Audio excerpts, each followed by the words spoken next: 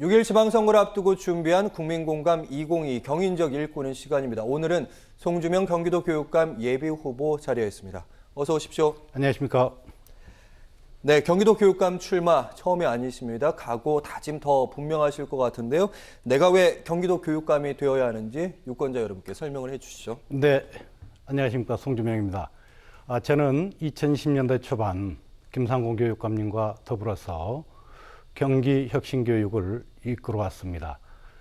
특히 당시에 MB의 특권 소혈화 교육을 막아내고 무상급식 혁신학교를 설계하고 실천해 nem으로써 우리 대한민국 교육에 대해서 힘찬 희망을 일구어왔던 가슴 두근거리는 그런 경험들을 갖고 있습니다. 지금 현재 윤석열 정부도 MB 교육으로의 퇴행, 특권 소혈화 교육으로 퇴행을 추진할 것으로 보입니다. 이러한 교육 퇴행을 적극적으로 막아내고 지금까지 이 교육 혁신을 추구했던 그런 방향들을 더욱더 굳건히 살리면서 공교육의 중심에 우리 아이들을 굳건히 세우고 학부모들이 아이들을 키우면서 더 이상 고민과 고통을 겪지 않도록 하기 위해서 출마를 결심하게 되었습니다. 네. 출마 결심, 혁신학교의 설계자로 알려주셨으니까 네. 저랑 이제부터 대화하시면 됩니다. 네네네. 첫 질문부터 좀 어려운 질문일 수도 있는데요. 지금 이재정 교육감이고요. 진보 교육감으로 분류되는 교육감이 벌써 12년째 지금 그렇습니다. 교육의 수장을 맡고 있는데 지금 경기 교육이 매너리즘에 빠졌다 이렇게 진단하셨습니다. 어떤 의도일까요? 네, 2010년대 초반까지만 하더라도 경기 교육은 혁신 교육의 메카의 역할을 했습니다.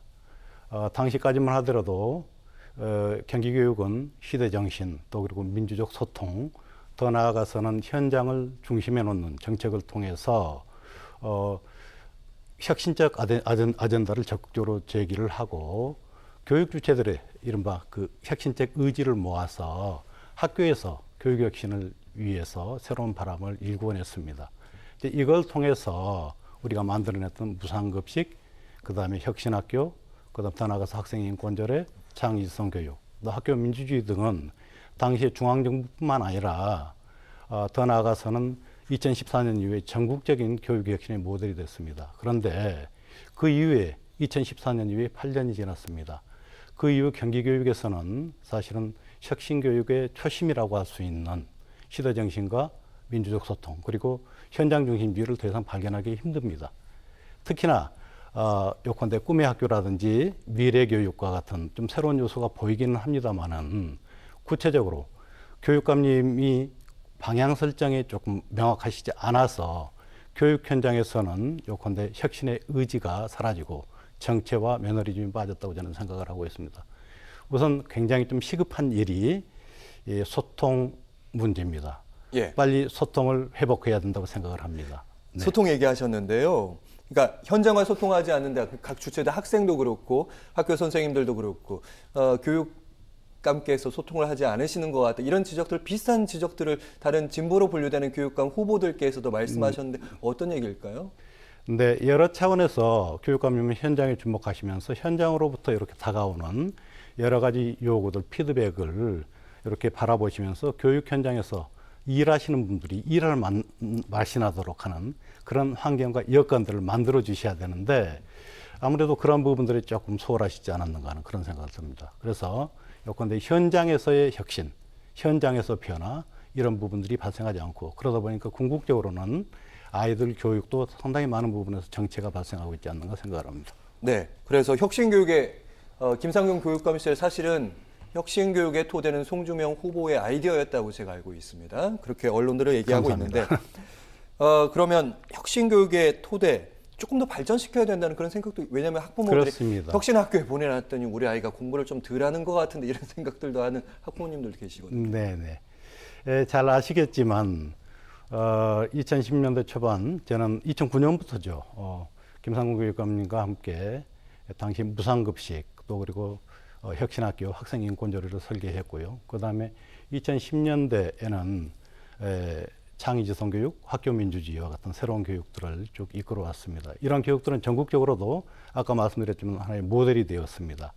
그런데 이제 그 중에서 특히 혁신학교, 창의지성 교육, 학교 민주주의 저는 이제 이런 부분들을 직접 추진위원장이라든지 추진단장 역할을 맡으면서 현장에서 성공적 모델을 쭉 개척을 해왔습니다. 이제 그런 것들이 결국은 여러 가지 측면에서 나타나는데요. 뭐 무상급식 같은 경우는 보편적 교육복지에 새로운 장을 열었고요. 혁신학교는 그야말로 품격 높은 새로운 공부의 장을 사실은 열었습니다. 당시에는요. 그리고 또 한편으로 학교 민주주의는 전국에 걸친 민주시민교육의 철학적 기반이 되고 있습니다. 바로 이제 이러한 부분들을 기초로 해서 저는 지금 시대에 맞는 그 성공 경험을 갖고 있는 사람으로서 지금 시대에 맞는 공교육의 대전환, 공교육의 대혁신을 추구하려고 합니다. 네, 혁신학교에 관한 문제는 방금 말씀하신 공교육의 대전환 부분에서 저희가 조금 더 밀도 있는 질문을 좀 드리도록 하겠습니다. 후보께서 이제 기본소득 제도화를 위해서 활동을 많이 벌여오셔서 경기도 교육감이 되신다면 혹시 기본소득과 관련된 왜냐하면 지금 경기도 내에서는 농민 기본소득 있고 청소년 기본소득이 도입되고 있거든요. 네네. 혹시 교육에서도 그러는 거 아니냐 이렇게 보는 분들도 계시더라고요. 어떻게 네, 말씀하십니까? 네, 저는 오랜 동안 기본소득을 연구해 왔습니다. 기본소득이라는 것은 이른바 공유부에 기초한 민주적 경제분배 정책이라고 저는 생각을 하는데요. 여기에는 몇 가지, 예를 들면 공유부라는 개념도 그렇고 사회적 경제, 민주주의라는 요컨대 교육에서 우리들이 다룰 수 있는 진짜 중요한 아젠다들이 다 포함되어 있습니다. 바로 이제 이런 점들하고 관련해서 저는 우리 아이들이 건강한 자기관리 능력, 그리고 또 한편으로 나가서는 요컨대 연대할 수 있는 능력을 키우기 위해서 경제교육이 대단히 중요하다고 생각을 하는데 이 기본소득이 경제교육의 핵심적인 재료가 될 수 있다고 저는 생각을 하고 있습니다. 특히나 매점, 학교에 많죠. 또 한편으로는 더 나가서 앞으로 옥상에 설치될 햇빛발전소를 사회적 경제로 운영을 할 수 있도록 해서 여기에서 생긴 수익금을 학생들의 장학금으로 사용하든지 좀 더 나가면은 학교에서 기본소득의 실험을 위한 재원으로도 쓸 수 있을 것입니다. 이렇게 되면은 기본소득은 학교 안에서 경제의 철학에 머무르지 않고 구체적인 삶의 문제, 경험 문제로까지 나갈 수 있다고 생각을 합니다. 네. 아까 말씀하신 공교육 대혁명 얘기하셨습니다. 그러니까 사교육에 지나치게 의존하고 있는 대한민국 여전히 바뀌지는 않고 있고 앞으로도 그럴 거란 부정적인 전망이 우수한데 어떤 얘기일까요? 네. 예, 저는 공교육 대혁명을 내걸었는데요. 지금 우리가 살아가고 있는 시대는 요컨대 코로나19 그리고 인공지능 혁명, 더 나아가서는 기후변화, 기후위기죠. 또 하나는 사회적 불평등, 그리고 민주주의 위기와 같은 굉장히 중차대하고 풀기 어려운 전환적 과제들이 이렇게 중첩되어 있는 대전환의 시대를 우리는 살아가고 있습니다. 그런데 이 대전환의 과제에 대해서 아직까지 학교는 너무나 둔감합니다. 이제 대전환적 과제에 대해서 학교가 적극적으로 답을 해야 될 때가 왔습니다. 그래서 예를 들면 첫 번째로 우리가 코로나19를 넘어서기 위해서 적어도 학급당 밀도를 현격히 낮추는 소인수 학급의 학교, 그리고 더 나아가서 인공지능 시대를 살아가는 생각과 재능을 키워내는 창의지성 교육의 추구, 그리고 세 번째는 요컨대 기후위기와 관련되는 문제입니다만은 탄소 배출 제로, 또 그리고 햇빛 발전을 통해서 녹색 전환의 삶을 살아가는 탄소 중립 학교, 그리고 사회적 불평등 관련해서 아이들을 키워주는 요컨대 안심 돌봄 학교, 공적인 방과후 학교를 체계적으로 도입을 해야 됩니다. 그리고 학교에서 이제는 아이들이 민주적 시민으로 삶을 살아가야 된다고 생각합니다. 그래서 민주시민 학교도 급합니다. 바로 이제 이러한 차원을 우리가 생각을 하면은 요컨대 지금까지 이 변화는 혁신교육이라고 일컬어질 수 있는 그런 고민 수준을 훨씬 뛰어넘어서 공교육의 근본적인 질적 전환을 요구하고 있습니다. 그래서 이 공교육의 질적 전환을 통해서 세계 최고의 공교육을 경기도에 좀 도입을 해야 되겠다. 그래서 요컨대 교육 때문에 경기도로 이사 오는 것, 또 그리고 교육 때문에 경기도가 빛나는 이런 흐름들을 새롭게 만들어내고 싶습니다. 예. 그 교육 때문에 빛난다고 말씀하셨는데 보통 이게 사업을 시작할 때 뭔가 시범 지역을 선정해서 이런 모습이 우리 경기도 교육의 미래야 이런 게 있으시다면 혹시 좀 짧게 언급해 주실 수 있으실까요? 뭐 구체적으로는 조금 약간의 설명이 필요하겠습니다만은 이제는 저는 교육의 문제는 교육과 학교와 마을이 협업하고 융합하는 이런 구조로 문제를 풀어내야 된다고 생각합니다. 그래서 하나의 마을 단위가 요컨대 혁신학교의 연결 단위처럼 말이죠.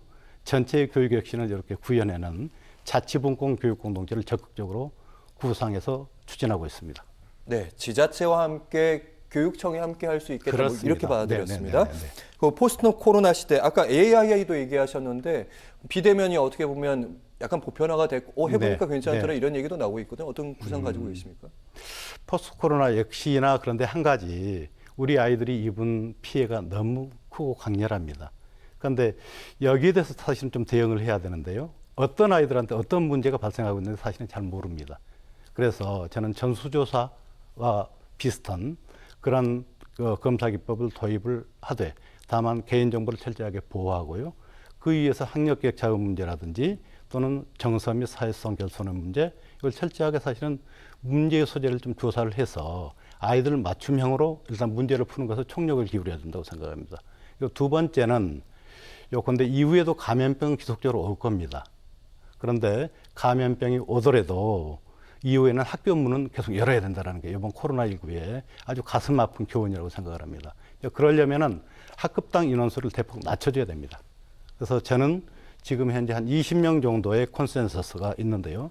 학급당 학생 수를 20명 정도로 일단 달성하되 더 나아가서 학령 인구 감소 상황을 고려해서 15명 또는 16명 수준까지도 낮춰나가야 된다고 생각합니다. 그래서 학급 밀도를 낮춰주고 교육의 질도 현격하게 좀 높여주는 것이 필요하지 않겠는가 하는 그런 생각을 하고 있습니다. 네. 시청자 이해를 돕게 짧게 반론 드려보면 뭐 학생 수도 낮춰야 된다고 뭐 학령 인구는 감소하지만 어떤 분들은 또 기초학력을 위해서 기초학력 교사를 또 새로 채용을 해야 된다 이런 아이디어도 얘기하시더라고요. 재원 네네. 문제는 어떻게 생각하십니까? 재원 문제는 여러 가지로 풀 수가 있는데 지금 이제 사실은 교육청에 내려와 있는 회복 치유 프로그램 예산만 하더라도 사실은 압도적인 예산들이 존재합니다. 이제 그럼에도 불구하고 이러한 예산들이 적재적소에 사용되고 있지 못하다라는 그런 생각을 하고 있고요. 특히나 이 학급당 학생 수를 줄이는 문제는 전국의 교육감협의회하고 협의를 해 나가면서 기재부하고 적극적으로 논의를 해 나가야 될 과제라고 생각을 하고 있습니다. 네, 장기적인 의제로 발굴해 나가야 된다. 교육감 연대가 필요하다. 그렇습니다. 이런 말씀하셨습니다. 저희가 1분 정도 시간이 있는 것 같아서요. 경기 단일화에 대한 얘기도 경기도민께 약간 설명이 좀 필요할 것 같고요. 경기도민께 전하고픈 당부의 말씀도 마지막으로 카메라로 보고 얘기하겠습니다. 네네. 네, 지금 단일화가 진행되고 있습니다. 이미 후보자들 간에 4월 말까지 단일화를 해서 5월 초에 단일 후보를 결정하기로 되어 있습니다. 원팀 구성 합의가 되어 있고요. 그래서 단일화 이후에 민주진보 진영의 후보들이 결집을 해서 압도적인 승리를 만들어낼 수 있을 거라고 저는 생각을 하고 있습니다. 그리고 2022년 6월 1일 지방선거는 공교육 대혁명의 지방선거가 되어야 됩니다.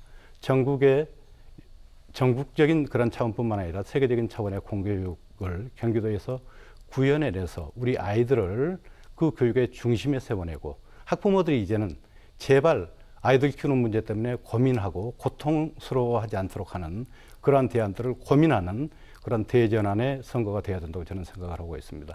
바로 그 장을 저 송주명이 확실하게 열어내겠습니다. 아이들이 말하는 대로 학부모가 바라는 대로 네, 이미 검증된 송주명의 공교육 대혁명에 함께해 주시면 감사하겠습니다. 고맙습니다. 네. 22일이 경기도 교육감 예비후보 토론회죠? 그렇습니다. 분전 바라겠습니다. 네, 송주명 고맙습니다. 경기도 교육감 예비후보와 함께했습니다. 고맙습니다. 네, 고맙습니다.